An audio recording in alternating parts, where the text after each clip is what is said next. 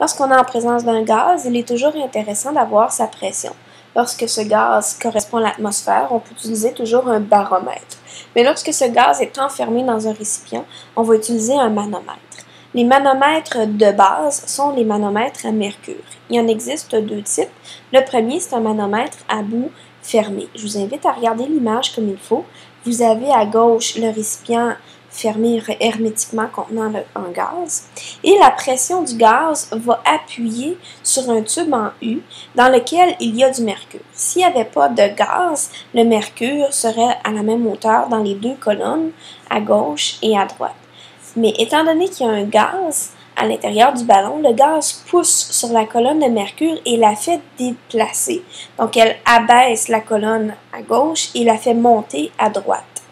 Ce qui fait que la hauteur de la différence de la colonne, dans ce cas-ci, on a 35 cm et 55 cm à droite.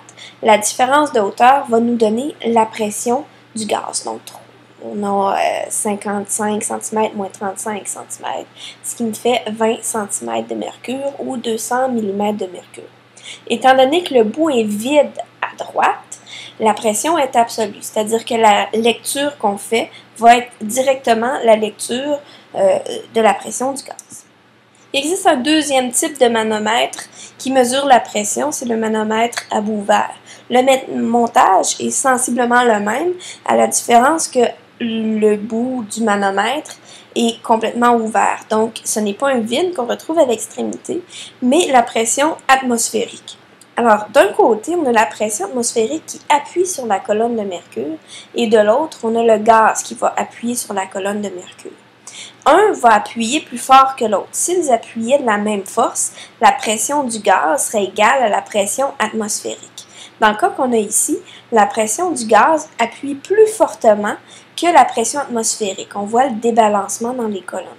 Donc, il pousse plus fort de 350 mm de mercure. On voit 35 cm, qui est la différence de hauteur dans la colonne.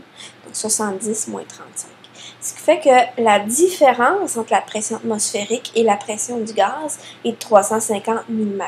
Si la pression atmosphérique, c'est une pression normale, ça va être donné dans les problèmes. Dans ce cas-ci, ce serait 760 mm de mercure.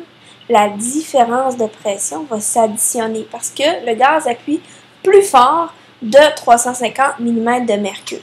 Donc, j'additionnerai la pression atmosphérique à la hauteur de la colonne, ce qui me fait une pression de 1110 mm de mercure. Avec le même manomètre, il existe une autre possibilité, c'est-à-dire que la pression atmosphérique soit plus grande que la pression exercée par le gaz, comme on voit dans l'image qui est ici. On voit que la différence dans la colonne de mercure est aussi de 350 mm, donc ça reste la même. Par contre, on observe que le ballon pousse moins fort, donc le gaz dans le ballon, que la pression atmosphérique.